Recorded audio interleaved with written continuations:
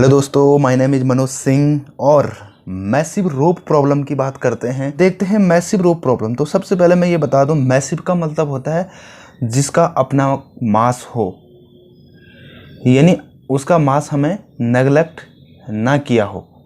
तो मैसिव जैसे हम पहले स्ट्रिंग ले रहे थे तो बहुत ही लाइट स्ट्रिंग ले रहे थे, यानी इसका मास हम इंक्लूड नहीं कर रहे थे। तो यहाँ पे मैसिव रोप ले रहे हैं या उसको कॉर्ड भी बोलते हैं, तो मोटी रस्सी जिसको हम कह देते हैं, यहाँ पे उसका हम मास इंक्लूड कर रहे हैं। तो सबसे पहले एक क्वेश्चन यहाँ पे है कि एक रस्सी है जिसका मास कैपिटल M और जिसकी लेंथ L है। इसमें दो फोर्स लगे हुए हैं, F2 और F1। F2 और F1 इसमें दो फोर्स आपके हैं।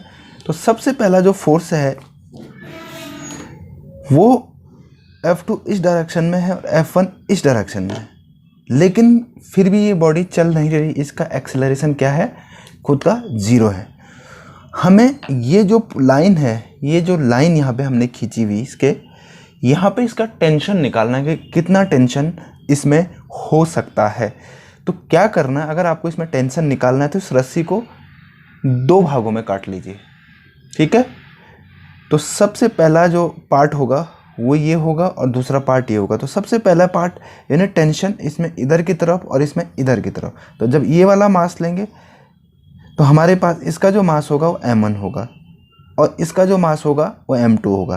क्योंकि हमने इसको बिल्कुल मिडिल से नहीं काटा हुआ, किसी भी एक पॉइंट से काट दिया हमने, इसलिए हमने इनके मास को अलग अलग डिवाइड कर दिया, यानी टोटल मास तो M ही होगा।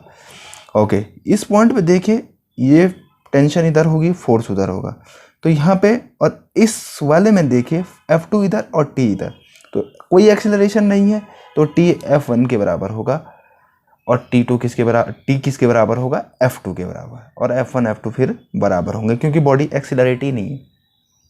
ओके, अब इसको जरा देखते हैं। इसी रस्सी को हमने वर्टिकली हैंग कर दिया इस तरह से, इस तरह से हमने इसको क्या कर दिया? वर्टिकली हैंग कर दिया। ओके, अब देखते हैं क्या है इसमें। अब फिर इसका इसी पॉइंट पे हमें टेंशन निकालना है। इसका लेंथ है और मास वही कैपिटल M है। अब इसको क्या करना, इतना पार्ट ऊपर और इतना पार्ट नीचे आप ले लीजिए।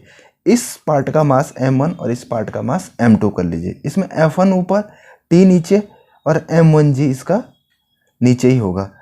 फिर इसका T2 नीचे वाले पार्ट का हमारे पास F2 नीचे, M2G भी नीचे और T ऊपर। तो अगर इसको बैलेंस करें तो F1 किसके बराबर होगा? T1 प्लस mg के बराबर होगा। इसको बैलेंस करें तो T किसके बराबर होगा? F2 plus m2g। अगर ये जो रोप है वो इस तरह से ऐसे, मतलब एक टेबल में इस तरह से हैंग हो रही है, तो इसका ये वाला पार्ट तो ऐसे ले लिया, इसका टेंशन ऐसे, और ये वाला हैंग वाला पार्ट है वो क्या है? इस तरह से उसका टेंशन ले लिया। तो इसका जो है वो तो जब चल ही नहीं रहा है, तो T तो इधर लग रहा है और N जो है नॉर्मल फोर्स M1G को बैलेंस कर रहा है। यहाँ पे T जो ऊपर है वो M2G इसका नीचे है, तो T इक्वल टू M2G।